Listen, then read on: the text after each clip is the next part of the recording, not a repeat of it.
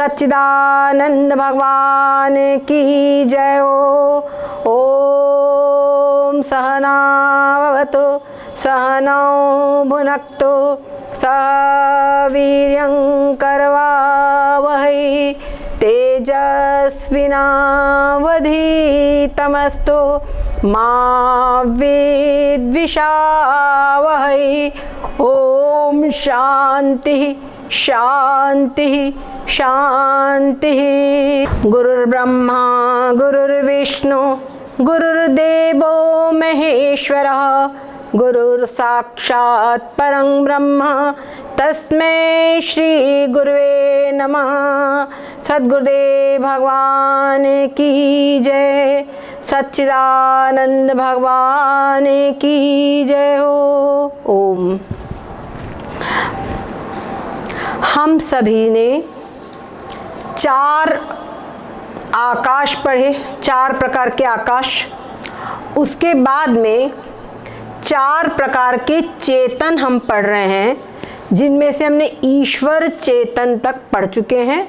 आज हम अथ ब्रह्म स्वरूप वर्णन अंक 172 पेज नंबर 95 और अंक है 172। हमारी लीला दीदी उनके लिए स्पेशल बता रहे हैं। पेज नंबर 95 और अंक 172। हरिओम। अथ ब्रह्म स्वरूप वर्णन अर्थात ब्रह्म चेतन का स्वरूप कैसा होता है उसका आज वर्णन किया जाएगा। कहते अंतर बाहिर एक रस जो चेतन भरपूर विभु नभ सम सो ब्रह्म है नहीं नेरे नहीं दूर। क्या कहते अंतर बाहिर एक रस। जो अंतर बाहर मतलब समझ लो ब्रह्मांड के भीतर और बाहर एक रस है। समझ गए? अंदर बाहर एक रस जो है, एक रस ने एक समान। धरती खोदो तो भी वहां एक समान मिलेगा। ऊपर आप जितना जाते जाओ तो वहां पर एक समान मिलेगा। ऐसा जो ब्रह्म चेतन, ऐसा जो चेतन तत्व है जो सब कहीं भरपूर है, ऐसा कोई स्थान नहीं है जहां पर ये चेतन तत्व न हो। कोई स्थान ऐसा नहीं है जो चेतन तत्व से रिक्त हो। ऐसा जो चेतन तत्व है उसी को कहा विभु नभ सम। वो व्यापक आकाश के समान है। वो सो ब्रह्म है, नहीं नेरे नहीं दूर। इसकी एक विशेषता है, नहीं नेरे। नेरे मतलब नजदीक, नहीं दूर। इसको न तो तुम नजदीक कह सकते हो, नहीं दूर कह सकते हो। क्यों? एक ही वस्तु को कहे कि ये नजदीक भी नहीं है, पास भी नहीं है, दूर भी नहीं है। वास्तव में सामान्य रूप से जो चीज ये बोलेंगे पास नहीं है, इसका मतलब दूर है ना। जो चीज बोले कलकत्ता यहाँ से पास नहीं है तो पास नहीं, इसका मतलब दूर है। और बोले कि सीतापुर यहाँ से नजदीक है, सीतापुर यहाँ से पास में, इसका मतलब दूर नहीं है। पर ये ब्रह्म तत्व एक ऐसा है, नहीं नेरे नहीं दूर। ना तो ये पास में है न ये दूर है। क्या मतलब हुआ इसका? कहते हैं कि ये जो तत्व है नहीं नेरे नहीं भिन्न, ये दूर नहीं है। क्यों? क्योंकि हम सबके हृदय अचत विकारी, सबका अंतरात्मा है। तो सबका अंतरात्मा है तो सबसे दूर कैसे हो सकता है? सबका जो अंतरात्मा है वो सबसे किसी से दूर कैसे हो सकता है? परंतु क्या कहते हैं कि उसको कहे कि नहीं, लेकिन पास भी नहीं है। पास इसलिए नहीं है कि हर व्यक्ति इसको पहचान नहीं पाता है। जो साधन चतुष्टय संपन्न जिज्ञासु हो वही इसको जान पाता है। जो पवित्र शुद्ध और सूक्ष्म बुद्धि वाला हो वही इसको जान पाता है। सब लोग इसको जान नहीं पाते हैं, इसीलिए कहा नहीं नेरे, नेरे नहीं है, नजदीक नहीं है। समझ गए? टीका। ब्रह्मांड के अंतर अर्थात भीतर और बाहर जो महाकाश की तरह भरपूर चेतन है सो ब्रह्म है। ब्रह्म की परिभाषा क्या है? जो ब्रह्मांड के भीतर और बाहर व्यापक आकाश के समान भरपूर चेतन है, वो है ब्रह्म। सो ब्रह्म नेरे नहीं और दूरी नहीं, यानी वो नजदीक भी नहीं है और दूर भी नहीं है। क्यों? काहेते, क्यों यानी कैसे?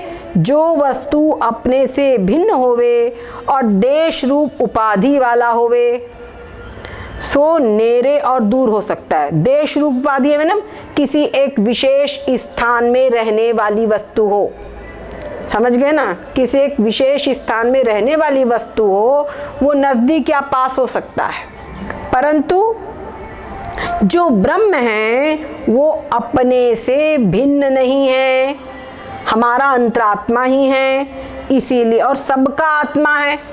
ठीक है, ब्रह्म भिन्न नहीं है किंतु सर्व का आत्मा है और देशादिक सर्व उपाधियों से रहित है। देश यानी स्थान, अमुक स्थान पे है या समय है, इन सभी उपाधियों से रहित है, इसीलिए नेरे और दूर नहीं कहा जा सकता। नजदीक या दूर इसको नहीं कहा जा सकता। यद्यपि ब्रह्म शब्द का वाच्य भी सोपाधिक है। समझ गए?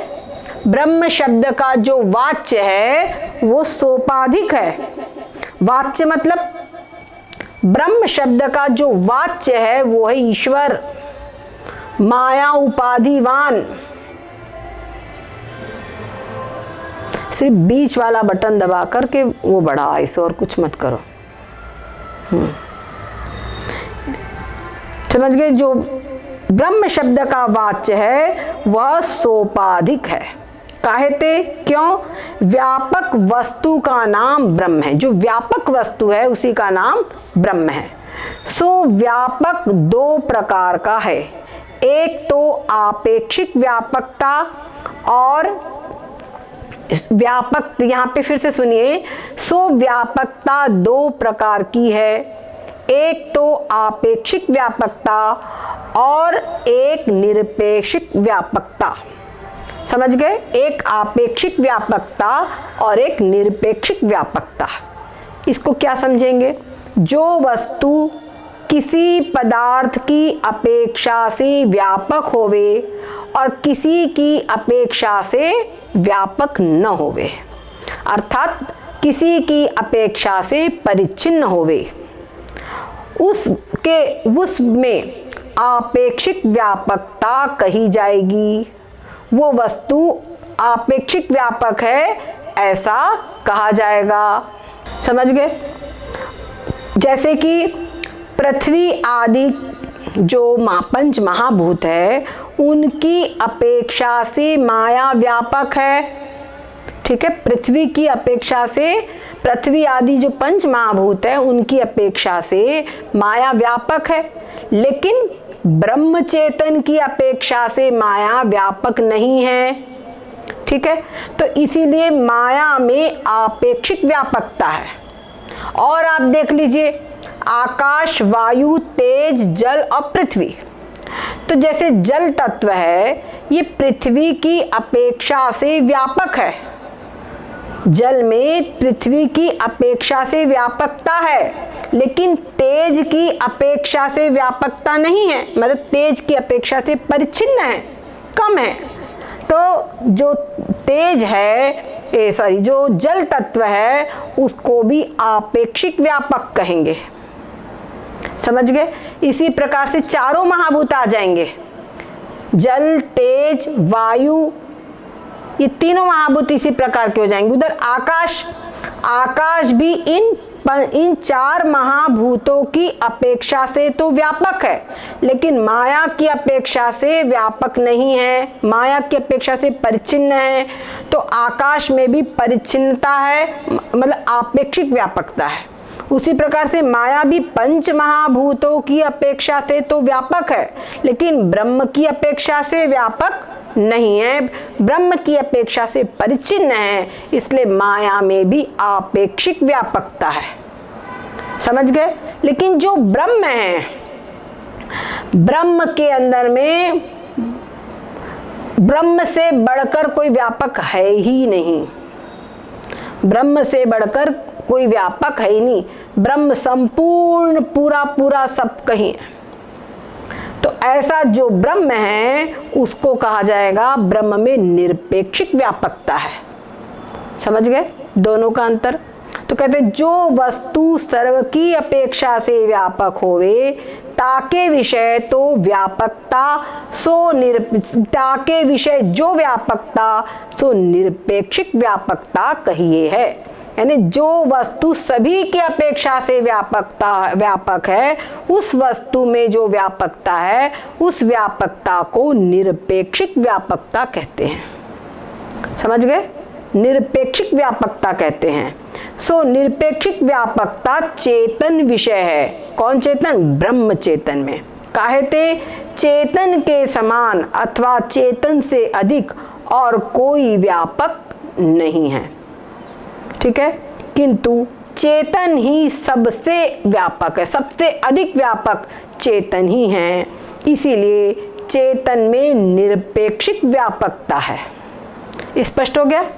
चेतन यानी ब्रह्म चेतन में निरपेक्षिक व्यापकता है, और जो माया और जो महाभूत आदि है उनके अंदर में आपेक्षिक व्यापकता है। यह दोनों प्रकार की व्यापकता सहित जो वस्तु है सो ब्रह्म शब्द का वाच्य है। बात सुनो, इन दोनों प्रकार की व्यापकता जो वस्तु है, व्यापकता के सहित जो वस्तु है वो वस्तु ब्रह्म शब्द का वाच्य है। तो सो दोनों प्रकार की व्यापकता किस में है? दोनों प्रकार की व्यापकता किस में है? वो दोनों प्रकार की व्यापकता है माया विशिष्ट चेतन में। क्यों? क्योंकि जो माया भाग है वो तो उसमें तो आपेक्षिक व्यापकता है, लेकिन जो चेतन भाग है उसमें निरपेक्षिक व्यापकता है। ठीक है ना, चेतन में निरपेक्षिक व्यापकता है। तो ऐसा जो है वो क्या है? ईश्वर। तो विशिष्ट विषय, अब ये जो कह रहे हैं विशिष्ट है ना, उसके सहित माया विशिष्ट चेतन, माया भी है चेतन भी है। ठीक है, तो कहते विशिष्ट में जो माया अंश है उसमें तो आपेक्षिक व्यापकता है। समझ गए, उसमें क्या है? आपेक्षिक व्यापकता है। और चेतन में निरपेक्षिक व्यापकता है। चेतन में निरपेक्षिक व्यापकता है। यद्यपि माया विशिष्ट चेतन में निरपेक्षिक व्यापकता बने नहीं। माया विशिष्ट जो चेतन है उसमें निरपेक्षिक व्यापकता नहीं कह सकते। क्यों? माया चेतन के एक देश विषय है, माया चेतन के एक देश में है। ता माया विशिष्ट चेतन से शुद्ध चेतन की व्यापकता अधिक है। जैसे कि हम कहेंगे मठाकाश, जैसे एक कक्ष है, इसको हम समझ लो ये कक्ष के अंदर में जो आकाश है कक्षाकाश। ठीक है, कक्षाकाश जो है इस कक्ष के अंदर में लिमिटेड जो आकाश है, कक्ष से लिमिटेड जो आकाश है उसको कक्षाकाश कहा जाता है। तो कक्ष के भीतर का जो आकाश है कक्ष उपाधिवान, समझ गए? कक्ष विशिष्ट आकाश, कक्ष विशिष्ट आकाश यानी कक्ष का भी ग्रहण है और आकाश का भी ग्रहण है। कक्ष विशिष्ट आकाश जो है ये महाकाश की अपेक्षा व्यापक नहीं है, लेकिन घटाकाश की अपेक्षा, अर्थात मैं यहाँ पर एक ये गिलास रख दिया, इस गिलास के अंदर में जो आकाश है ग्लास विशिष्ट आकाश की अपेक्षा से व्यापक है। ठीक है, तो जो कक्षाकाश है वो उसमें कक्षाकाश में क्या है? आपेक्षिक व्यापकता है। उसी प्रकार से जो माया विशिष्ट चेतन है उसमें भी आपेक्षिक व्यापकता है। समझ गए, उसमें भी आपेक्षिक व्यापकता है। ता माया विशिष्ट चेतन से तन माया विशिष्ट चेतन है उसमें आपेक्षिक व्यापकता है। समझ गए, उसमें आपेक्षिक व्यापकता है। ये बात समझने की है।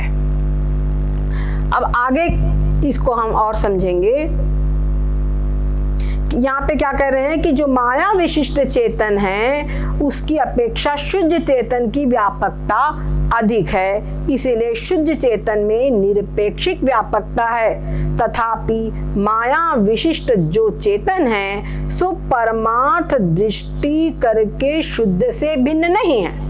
परमार्थ दृष्टि से वो शुद्ध चेतन से भिन्न नहीं है, समझ गए, किंतु शुद्ध रूप ही है। इसीलिए माया विशिष्ट में भी चेतन अंश है, माया विशिष्ट में भी जो चेतन अंश है उसमें निरपेक्षिक व्यापकता ही है, समझ गए, उसमें भी निरपेक्षिक व्यापकता ही है। इस प्रीति से माया विशिष्ट की ही ब्रह्म शब्द का वाच्य बनता है। जो माया विशिष्ट चेतन है, समझ गए, वही ब्रह्म शब्द का वाच्य है। वाच्य अर्थ है ना जो कहा जा रहा है, बस वही।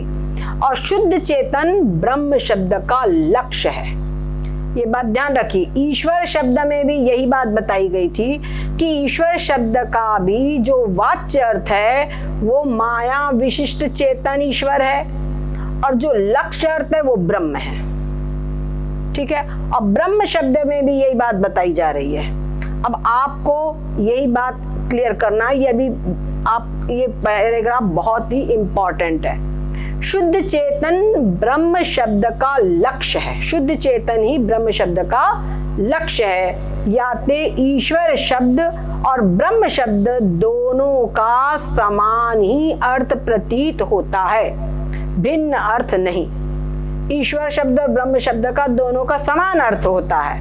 तथापि ब्रह्म शब्द का तो यह स्वभाव है जो बहुत स्थान में लक्ष्य अर्थ को बोधन करता है। कहीं पर भी ब्रह्म शब्द आएगा तो ब्रह्म शब्द का अर्थ प्रायः शुद्ध ब्रह्म ही लिया जाएगा, शुद्ध चेतन ही लिया जाएगा अधिकांशतः। और कभी कभी ऐसा होता है कि ब्रह्म शब्द का अर्थ ईश्वर ले लिया जाता है, माया विशिष्ट चेतन ले लिया जाता है, ये कभी कम ही होता है। अधिकांशतः ब्रह्म शब्द का अर्थ शुद्ध चेतन लिया जाता है, ठीक है। और ईश्वर शब्द का यह स्वभाव है जो बहुत स्थान में वाच्य अर्थ का बोधन किया जाता है, वाच्यतन का बोधन करता है, वाच्य अर्थ का बोध कराता है। अधिकांशतः ईश्वर कहने का मतलब माया विशिष्ट चेतन ही होगा। कभी कभी कदाचित ही जब कहा जाता है कि तू ईश्वर है तो यहाँ पर ईश्वर का शब्द का अर्थ लक्ष्य अर्थ यानी कि शुद्ध ब्रह्म लिया जाएगा, समझ गए, ये बात ध्यान रखना इसमें ने। आगे कहते इतना भेद है, यानी याते लक्ष्य अर्थ को लेके ब्रह्म शब्द का अर्थ भिन्न निरूपण किया है, समझ में आ गया। यद्यपि ईश्वर शब्द का भी वाच्यर्थ माया विशिष्ट चेतन है और ब्रह्म शब्द का भी वाच्यर्थ माया विशिष्ट चेतन है और लक्ष्यार्थ दोनों का शुद्ध ब्रह्म है ना, लेकिन फिर भी प्रयोग के समय पर ये अंतर होता है। क्लियर हुई बात। जब ग्रंथ वगैरह हम पढ़ते हैं तो इस प्रकार के ज्ञान की आवश्यकता होती है, समझ गए, इस प्रकार के ज्ञान की आवश्यकता पड़ती है। बहुत अच्छा हो कि विचार सागर पढ़ तो हम रहे हैं, जिस प्रकार से व्याकरण हम पढ़ रहे हैं, अब इसका उपयोग अगर हम कोई उपनिषद पढ़े, भगवत गीता पढ़े, समझ गए, हम उपनिषद पढ़े, भगवत गीता पढ़े तो हम लोगों को मालूम चलता है कि इसका क्या उपयोग है, समझ गए, इसका उपयोग क्या है।